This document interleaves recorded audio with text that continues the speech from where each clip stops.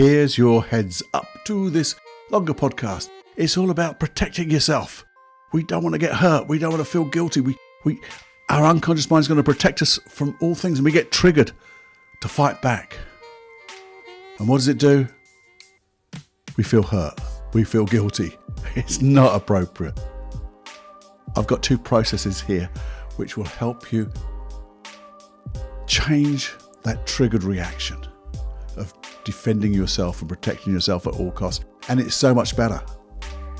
Have a dive into this. You'll really enjoy it, I'm sure. Okay, have a listen after the next 10 seconds.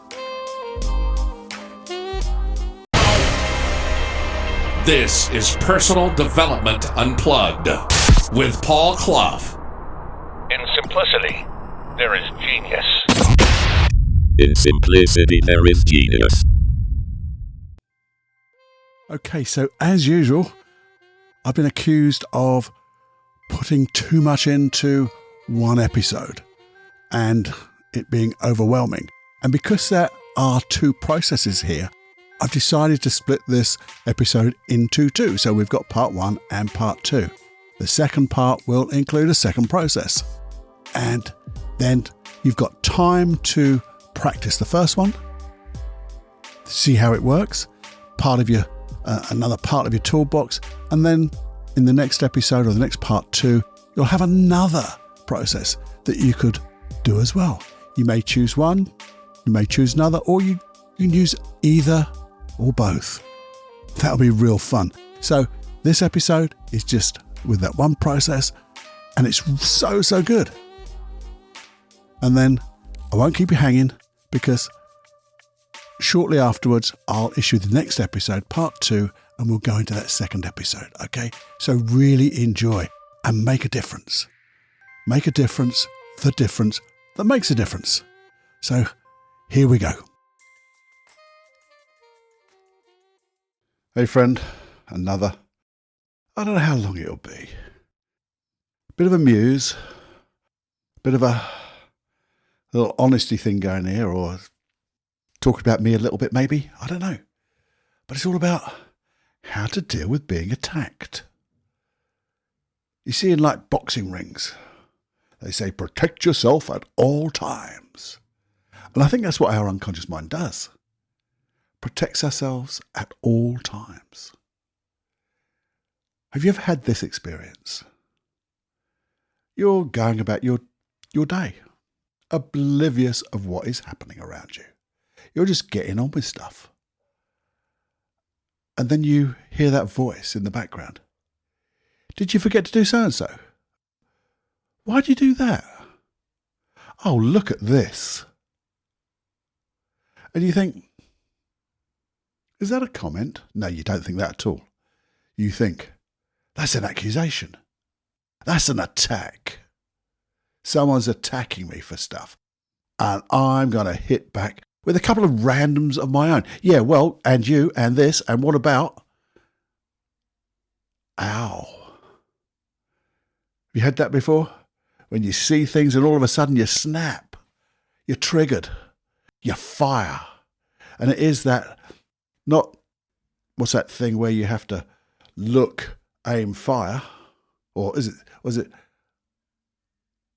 aim, steady, aim, fire, steady, aim, fire. But this is fire, fire, fire. Oh, there's no aim, is there? And there's certainly no steady. Or ready, whatever that is. Whatever it is, there's none of those other 2. It's just firing randomly. First of all, I have to ask a question, and I ask this of myself. How's that working for you, Cluffy? And you go, well,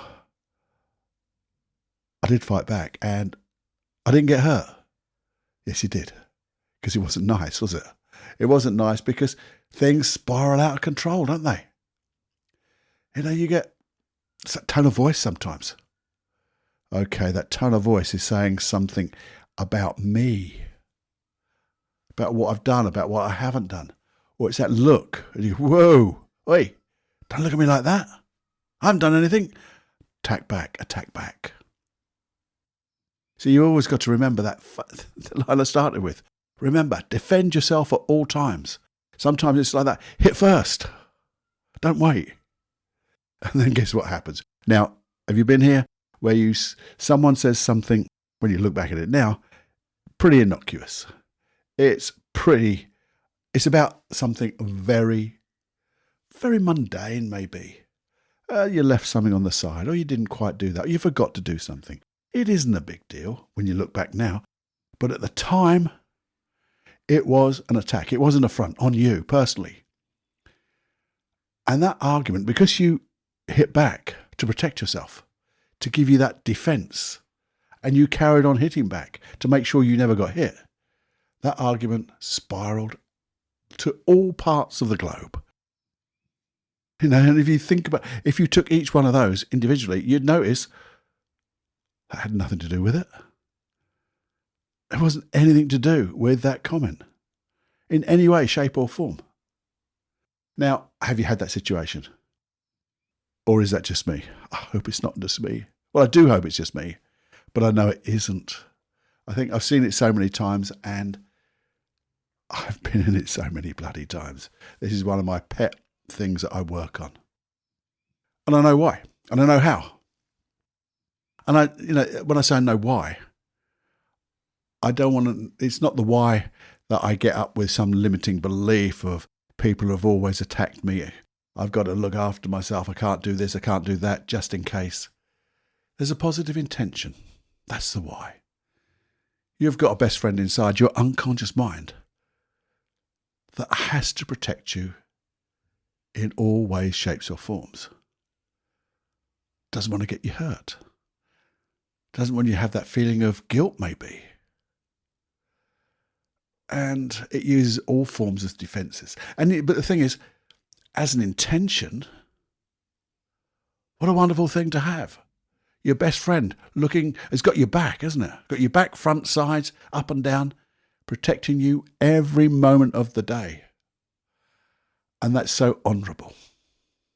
And I like to honour my best friend. I like to honour your best friend, your unconscious mind, for doing what it's doing, trying its best to look after us, look after you, look after me. But the thing is, that behaviour now is no longer appropriate. Because if you think about it, if someone says something, were they really trying to attack you? Really, honestly, truly, come on. It was a stupid thing to do. But you try to defend yourself. But the thing is, it's just so totally inappropriate. I want to tell you how we're going to get out of that and how you're going to check for that. But you see, what happens is, there's a thing called the communication model in NLP, and it's how we communicate or how we filter the outside world to our inside world, how we perceive reality, as it were, and make it, it's our reality of a reality out there. Because each of us, as we look at an event that's happening, will have a different connotation, a different view, literally a different view of that event going on. Because what happens is we see that event through, and we filter it through all our senses, our sight, our hearing, our feelings, smell and taste. We also filter it through deletions, distortions and generalizations in order to make sense of that reality outside, because there's so much information bombarding us. And we have to filter it out, because if not, we'd go pop. And there's also our attitudes and our experiences, values and beliefs. And you see, if you have got experiences in the past where you have been hurt maybe, you have been made to feel guilty. No, I'll change that. Where you chose to feel guilty. It's different. No one makes you feel anything. You choose. And that's a hard one to accept sometimes, because you've heard it before. You made me do that. And when you say very, very directly, no, you chose to feel that way, that hurts sometimes, because it's true. And then we fight back against that. But if we've had experiences of the past where we've chosen to feel hurt and we've chosen to feel guilty and things like that, then it's like an anchor. And our unconscious mind goes, I know how to defend against this. Fight back. And it worked, maybe a long time ago, when you was an ickle-lickle person. Your unconscious mind, with very little wisdom, very little experience in the world, fought back. Maybe just said something nasty and the other person just went away. And your unconscious mind goes, that stops me feeling guilty. That stops me, getting hurt. And it does it more and more. And it even looks for sounds. The look, as I said, the sound of a voice might trigger that response. The look of someone's face may trigger that response, and you get defensive straight away before someone's even said anything. That look makes you defensive. Have you had that before? And I think, as we say, thank you to our unconscious mind for doing this. But hey ho, think about this, Mr. and Mrs. Unconscious Mind. It's no longer appropriate. These are inappropriate responses. There are so many better ways. And I believe when we show our unconscious mind that there are better ways, it has to, without shadow of a doubt, 100%, it has to choose a better way. Why wouldn't it? If it is geared up to protect you, that's its role, to keep you safe, to protect you and keep you healthy. How can it choose something that's less than the alternative? It can't, can it? But what we have to do is, first of all, honour that intention so we don't just beat ourselves up. I got a lovely story about that. This morning, I decided I would give myself a good old beating up in my journal. I'm going to talk about it on a 5-minute quickie because it's like beating myself up and making myself laugh at the same time. And I did. I really tore into myself. I think I'll do that on a 5-minute quickie and you can see everything. But the thing is, that sometimes we even speak to our best friend inside so much more harshly than we would a best friend outside. We'd actually say, thank you for helping me. Thank you for trying to find a better way. But we'll do that. And then I'm going to show you in a moment a couple of processes, how we can just guide our unconscious mind to find better ways. Now, before we go into those processes, what I'd like to say is, if this is really getting on your nerves, if this is something that is happening over and over again, and it is making, your relationships really bad, it's making your life feel hurt and guilty, because that's a conflict, isn't it? That's a massive direct conflict. I'm going to protect you as your unconscious mind from being hurt and guilty. You have one of those stupid bloody arguments that spiral out of control. You get passive aggressive. They get passive aggressive. You both pee off into different directions for a day or two. And in all that time, I've protected you from feeling hurt and guilty. And what do? You feel hurt and guilty all that time until you go and make up.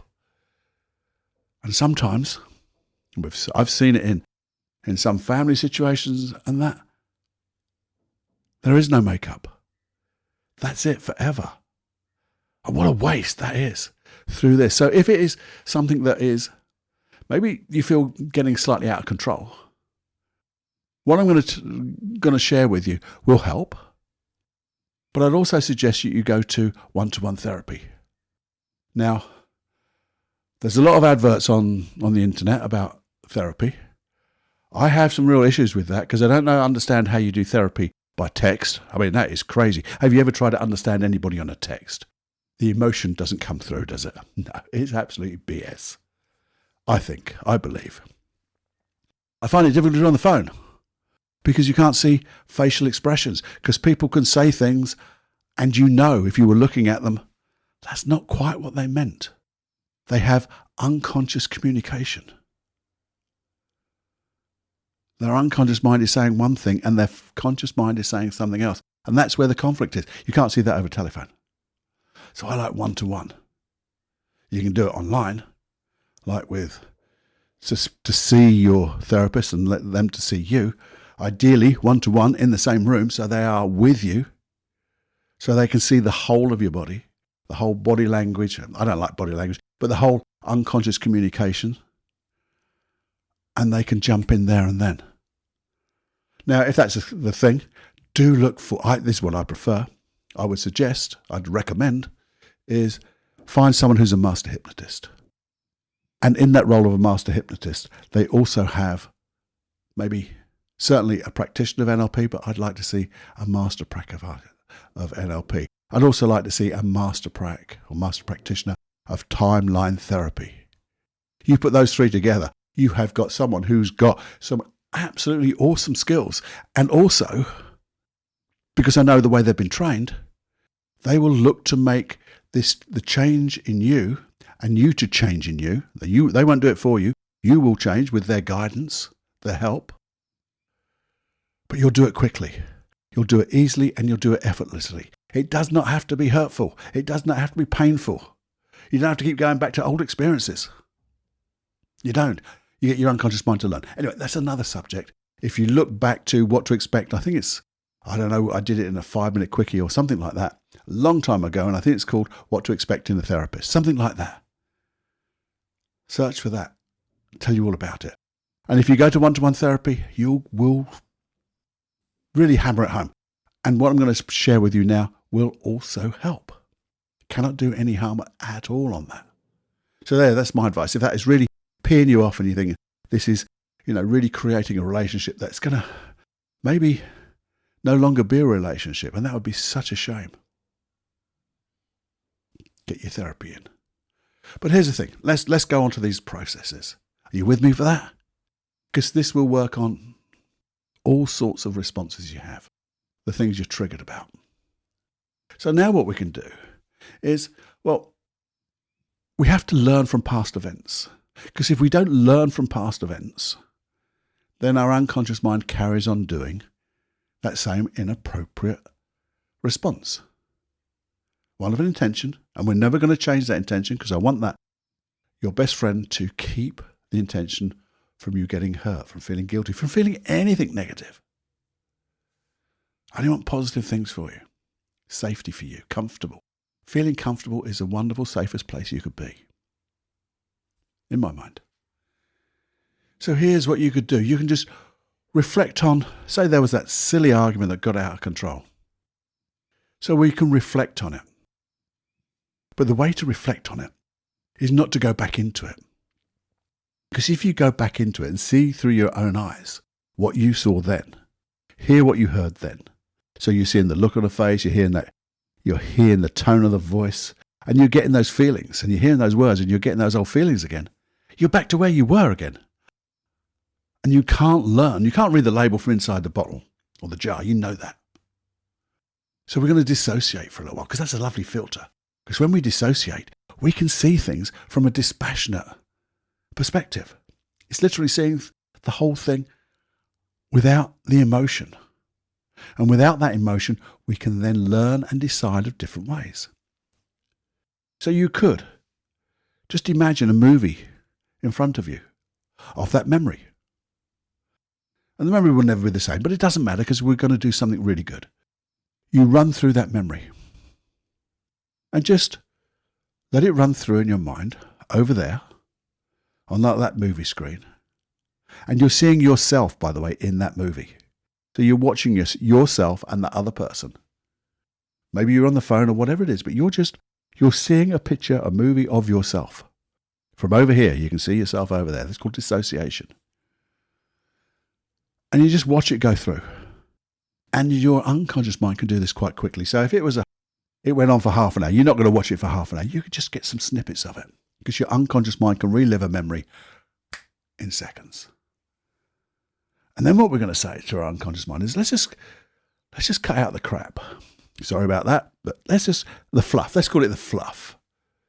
I said that because sometimes it's emotional, but let's take out all the fluff, the things that people said, the things that you may have said, which were totally irrelevant to what was the aim of that first comment. And you take that away and you then replay that movie with just I call it the facts, the truth. None of the stuff you made up and you filtered through your experiences. Let's just have the truth. They said this, and this is what happened. So maybe you were late, and they accused you of, oh, you're late, so you don't respect me anymore. And you go, oh, don't you have a go at me? I respect, what about you the last time you... Now you go, okay, look, let's take the fluff all out of that. What actually happened? I had agreed to be back on a particular time, and I didn't. I did turn up late, and what they said was true. That's it. They're the facts. I had agreed to do something, and I didn't do what I agreed, and they have just pointed that out to me. Now, they're the facts. That's what really is the nub of all of this. So how can I learn to do that better? And if you imagine another movie screen beside that one, you can say, well, let's play a movie of how I could have reacted differently. And it could be that I see myself going in and someone saying, oh, you're late, you don't respect me. And you go, look, I'm really sorry. I respect you immensely. And I have maybe done it wrong. I was actually trying to do something else, and I forgot, and it's totally my fault, and I apologize profusely. And they might say something else. Yeah, I don't know. I apologize. I'm really sorry. I'm going to do my best to never let that happen again. That might be a way. That might be a way. Another one could be, so they say, you're late, you don't respect me. And you say, I respect you so much that I had to deal with something. And in my head, I knew if I didn't deal with it, when I come and saw you and be with you, I couldn't give you my full attention. Now I know I should have let you know. And I didn't. And that's my bad. Notice what reaction you would get. And you can run through a few of these. And you get your unconscious mind and go, you know, I could do this consciously like I did those two. What would you do, unconscious mind? In a different way. Knowing I've got so many other skills. I've learned so many different things. I have positive experiences. I could have just rung earlier and said, I'm really sorry, I'm going to be late. I have an issue. Is that okay? Explain the issue. Hey, that would work. They go, okay. Thank you so much for letting me know. Now I can go do something and I'll be back later. Oh, now I've got 3 alternatives. And what I like to do is in front of those alternatives, I like to imagine me, another me, looking at those screens of a me doing all that stuff. So so that me in front of me is looking at those 3 screens, as it were. And I want that me out there to go, what else could I do? As if I was looking into the future and making sure that I've got all different ways of approaching that similar event in the future. And because it's doing that, my unconscious mind is actually me over there doing that for me.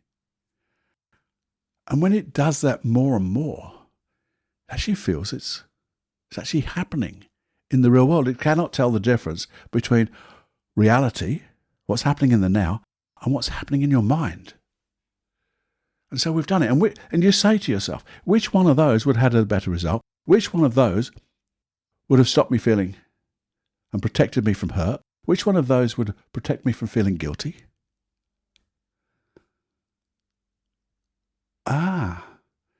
And then you just say, this or something better. And imagine your unconscious mind going through all your experiences, all your skills, to have a repertoire, to have like a recipe. And if you want, maybe it doesn't work straight away. Maybe you have to take 1 or 2 times to do this. Sometimes it works absolutely straight away. But something happens, and so as soon as you can, just replay it. You might find halfway through you're triggered, and halfway through you go, actually, can we just stop? And you then go into one of those processes, one of those reactions, one of those ways of dealing with that situation. And then you're learning. You're doing the stuff. So that's that process, by the way, that's like a process of responding to criticism And that process was created by a wonderful man called Steve Andreas. He's no longer in this world now. Unfortunately, he's gone to the multiverse, universe, heaven, wherever you want to go, whatever you want to think. And I love that process. I love all the work that he did. So if you're interested in NLP, do look for works by Steve Andreas. Okay, so that's where we're going to split this episode. I hope you enjoyed it. Please do give that process a real go. Play with it. Because when you set your intention and have that childlike quality of play, curiosity, you will make this so good. You'll find out new ways and your unconscious mind will take them on. Because that's what your unconscious mind does. When you find better ways, it has to take them on. Because it knows your comfort is where safety is. And the more comfortable you are in responding to other people's communication, because that's all we're doing. We're using all our skills and enjoying life, dealing with things that come and maybe sideblind us, if that's the right word, I don't know. But that's what we're going to do. So I'm not going to leave you hanging. As I said, I will issue the next part 2, in the next few days. So keep an eye out for that. And we'll just move around an FMQ instead. Okay? And so have fun. Let me know if you want to let me know of how it worked, or if maybe it was a little bit confusing. I hope it wasn't. But if there was any confusion, please do let me know by email, feedback@personaldevelopmentunplugged. Let me know, or maybe there's a scenario that you think, would this work or won't it work? Ask me the question. I'll either adapt it, give you an idea, or maybe there's another process that's even more applicable, more appropriate. So there's my offer to you to come and test me. And let's see where we can go. So, my friend, have more fun than you can stand. Go fly. And I'll see you here, or you'll hear from me in the next few days. Okay, with part 2 and another super process. Okay, bye-bye now.